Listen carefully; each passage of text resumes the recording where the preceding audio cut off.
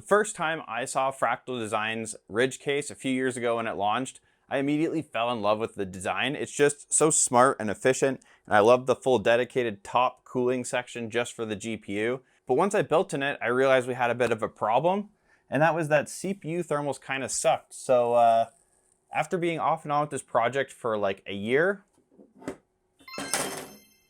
this is what we settled on. So yeah, stick around. We're gonna see how this works. I don't know. I've just been so laser focused on getting this to all kind of fit together and look half decent and stay true to the original aesthetics of the case. And yeah, one little fun fact is that this is the original side panel that goes on here. And now with this upgraded side panel, we can take this one and pop it on this side. And we have the extra ventilation bonus of top and bottom because the factory panel on this side is blocked off down here, and you'll see that later in the video. So before we dive in, I guess it'd be helpful if you guys knew a little bit about this PC. So we have a 7950X CPU that we're trying to keep cool under here. That's a lot of cores and a lot of power draw in a very tiny little package. And it's also got a 6900 XT GPU. So showing its age a little bit, we'll talk about this CPU cooler in a little bit. This isn't probably the CPU cooler you think it is. But the normal CPU cooler that's usually in this case, the Noctua L12S, it just really struggles with the 7950X. And a lot of the time it just lives on thermal throttle. And for a couple LANs, I was just running it in eco mode, which is just silly. But we'll get into all that. Let's just get our baseline with this case in its stock configuration and go from there. Oh, and for anyone who is wondering, this is actually something we already sell on our store. This is called the Ridgecraft. It's basically just supposed to be like a sleek base for the Fractal Ridge, and the idea of it is that it just doesn't extend out past the body, so it keeps this really smooth, sleek footprint. Yeah, just you'll see it throughout the video, so if you're wondering about what base was on the case, there'll be links for it in the description. We manufacture all the parts and design all the parts ourselves, so it helps out the channel when you guys find products that benefit you guys and that you're interested in. So have a look, links in the description, and on to some testing. Okay, so first let's just establish a baseline for this. This is actually my LAN PC. It's my main carry when I go to a buddy's place every 1 to 2 months-ish. And it's got the 7950X in it, complete overkill for this. I know a simple solution to this problem would probably be put a more efficient chip in it, like a X3D, or not even. For what it doesn't even need to be that powerful. But that's not the point. The point is, I love this case and I hate the CPU cooling limitations. So let's get this baseline and figure out what we're dealing with here. I just have OBS doing a screen record here. I'm going to use fan control to do this very precise testing methodology of putting the CPU cooler to 100% fan speed. And I'm also going to just lock the GPU intake fans on the back side here. Let's just put them to 100 because they will probably affect CPU cooling a little bit. They bring in air through this side of the case here, through this opening. And a lot of that does go into the 6900 XT, but some of it actually blows past on the end here. I have the fan shifted towards the front of the case for this exact reason. Some air may not blow all the way through, and it's kind of pushed down and made available to the CPU cooler to kind of suck in down here. First things, we're going to do Cinebench R15. I hope this will give us the maximum power draw. Let's just do this test quick and see, like, immediate thermal throttling, right? Now we did hit 204 watts. I think we can boost up to 230 watts if we have thermal headroom and everything's good that way. Let's just clear this again. Hit it one more time. Again, CPU cooler fan speed is maxed out, 100%. Instant thermal throttling again. You can tell we're thermal throttling because while the test is running, the wattage bounces up to 200 and then it starts dropping off, 187, 183, 180. And the reason why it's dropping down like that is because it's pulling back as it bumps into that 95-degree wall that is the thermal max for the CPU. So we're going to clear this again, clear min-max. We're going to go into Cinebench R23 now. And of course, this is worst case scenario for the CPU. But yeah, we'll hit it again.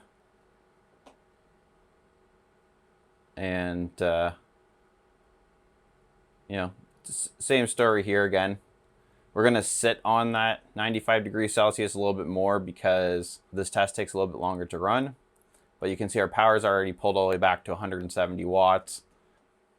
Now also OBS is running, doing the screen record on this. So, I mean, these scores are just, they're just numbers to kind of have another point of data to reference against. So yeah, it dropped all the way down to 165 watts now, 163 watts.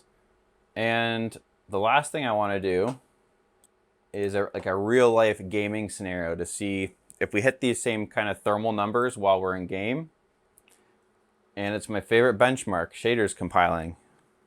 I haven't had this computer on in about 2 months, so let's see how hard it's hitting the hardware. Oh, it's hitting it. See, here we go. We're trying to build some shaders right now, and we're just absolutely maxing this chip.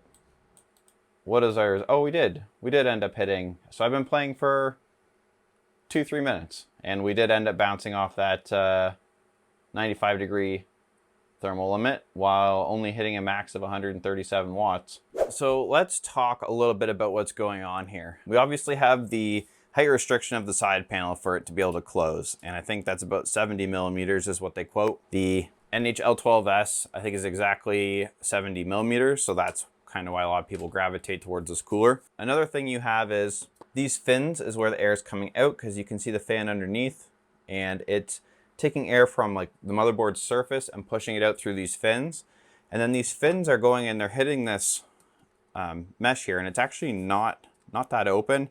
If you look at the like hole to metal ratio, a lot of this surface is closed. So, you know, let's just say roughly half of the air that's coming out of this cooler is hitting this panel, and it's bouncing, causing turbulence, recirculating.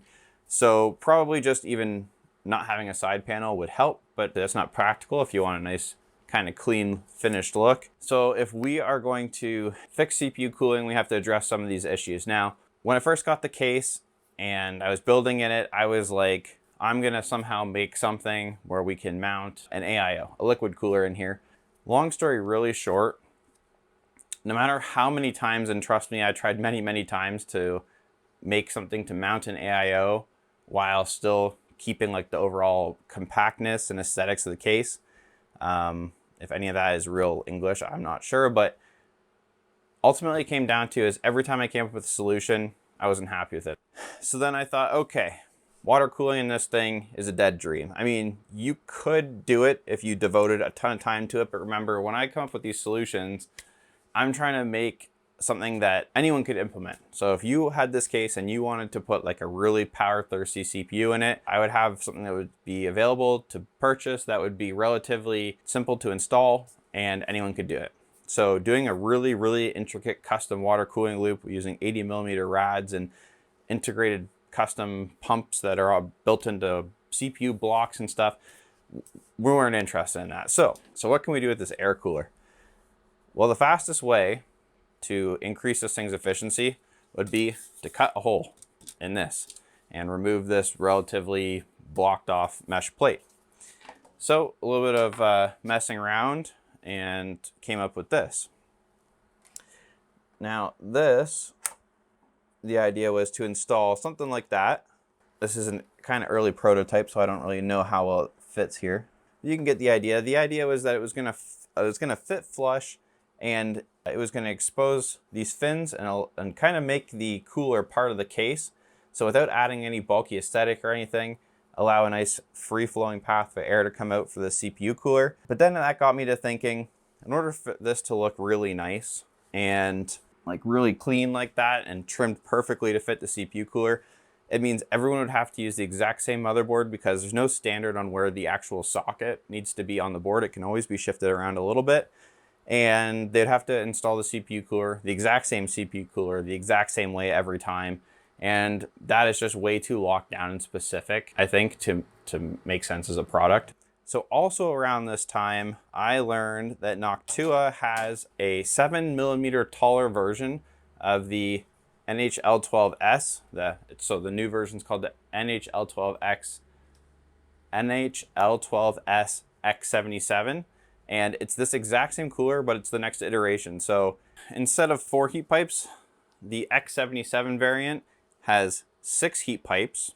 More heat pipes equal more cooling. It's also 7 mil taller, which means with this side panel on, this cooler wouldn't fit. And this newer revision also takes advantage of the offset mount for AM5.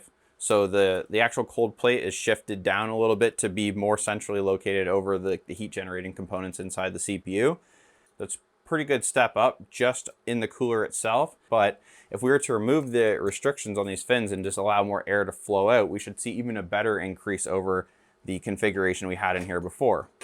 So because we'd still have the same issue of this CPU cooler being locked to an exact position with an exact board and all those other issues, taking some inspiration from the hot rodding PC community on Reddit, I came up with this. So yes, this is a large hole in the case, but it's a stylish large hole in the case with a couple little thoughtful features and clips kind of around to hold everything nicely in place. You don't have to cut into your factory panel to do this. So we can put the X77 variant in, have it stick out a tiny bit.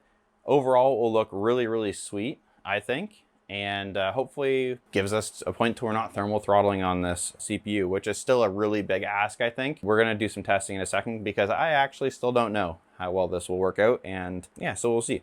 So of course, I also had to, if I was just working on the section down here, I designed a panel to go on up top here. These are like almost finished prototypes, but they're still not 100%. So if you see some gaps or some weirdness with them, that all should be ironed out by the time they are available for purchase.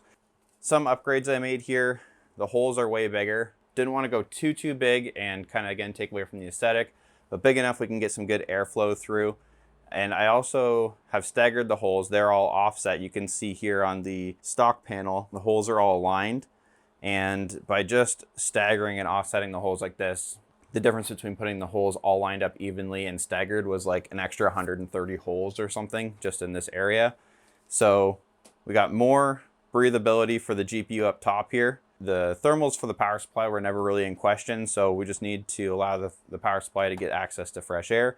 And then we have a nice generous cutout with a bit of like a tapered rolled in edge with some clips designed into it so that it snaps down and fits nicely and securely. Yeah, the idea is that you could put any size CPU cooler in here that would fit. You can have it stick out as far as you want, but we're going to do some testing with the X77 variant of the L12S. So let me get this installed and we'll run some of the same tests again.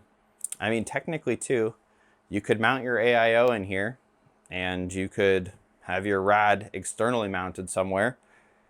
It would be a choice.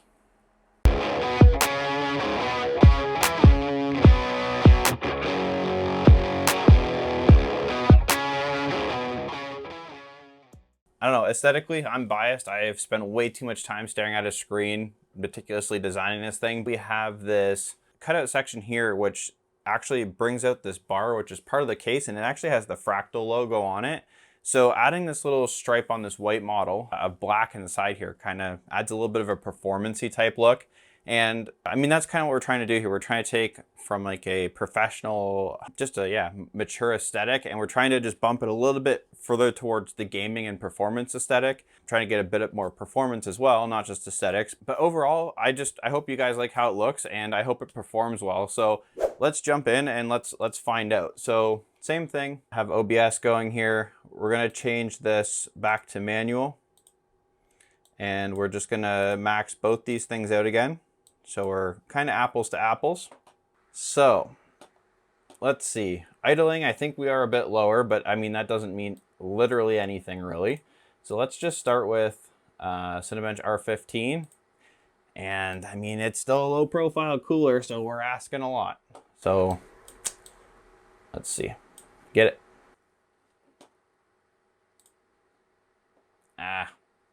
Still immediately thermal throttle. Thermal throttle asterisk though.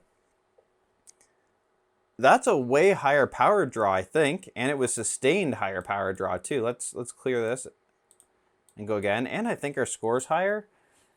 I wish I wrote down what the scores were, but I'm pretty confident the score's higher. We had more power draw. Let's just hit it again.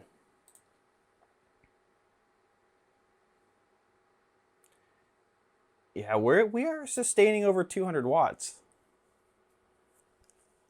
I don't think we had that before. Let's move on to R23. And I do roughly remember the R23 score. I think it was 34,000 something. Again, that's with OBS running the background too. We are hanging on to that 200 watts. We haven't dropped below yet. Oh, come on. Oh, there it is. Duh. We dropped a little bit below 200 watts, but we hung on to it for quite a while. And I think our score is about 1,000 higher, 1,000 points higher. So let's clear min and max again and hit it one more time for good measure. Yeah, we're a little bit more heat soaked now, so we're dropped down a bit more. But we still are holding our 35,000 score, so I do believe that it's 1,000 points higher. So it is a bit better objectively. We've probably improved thermals enough that we won't see thermal throttling in game. Not that we really did before, but we did a little bit. So I'm going to go back into the practice range. I'm going to stand in the same area with the same settings, and I'm just going to let it run for like 5 minutes, and then I'm going to come back and see if we hit any sort of thermal throttles or anything. Or I guess to make it fair, I have to move around for 3 or so minutes, so I will do that.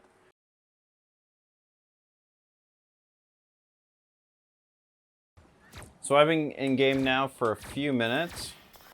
I think those temps are better. I think they are for sure better, maybe by 10 degrees.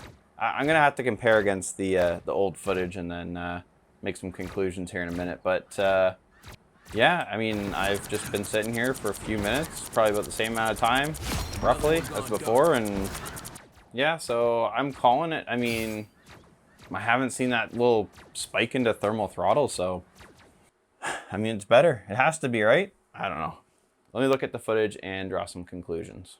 It looks like on average in game, we're shaving about, I mean, with this whole setup and the cooler and everything, we're shaving about 8 to 10 degrees Celsius, depending on what CCD you look at, but maybe around 8 degrees Celsius on average. But most importantly is in games, we're not thermal throttling anymore. Oh, I also forgot to mention, one advantage of doing a full panel replacement on this side is we can actually take that double vented panel and mount it to the back side, potentially releasing a little bit of heat that would build up behind the motherboard here or something, because the normal panel that's designed to go on that side has this solid bottom. So kind of another little free upgrade at that point. You can put this side panel on this side and, I don't know, have a little bit better ventilation. Let us do a summary as I tidy up a bit here. Using this mod with this cooler is the best thermals I've seen outside of doing like an external water cooling loop or something in one of these. And yeah, technically it's external, a couple millimeters protruding, but I'm starving. Lunchtime was like 2 hours ago, so I'm gonna go grab something to eat. If you've stuck around for the whole video, that's awesome, guys. You're gonna start seeing more stuff coming out of this channel more frequently. A bunch of stuff in the pipeline, all that stuff. Stay tuned for all that, get subscribed, and yeah, see you in the next video.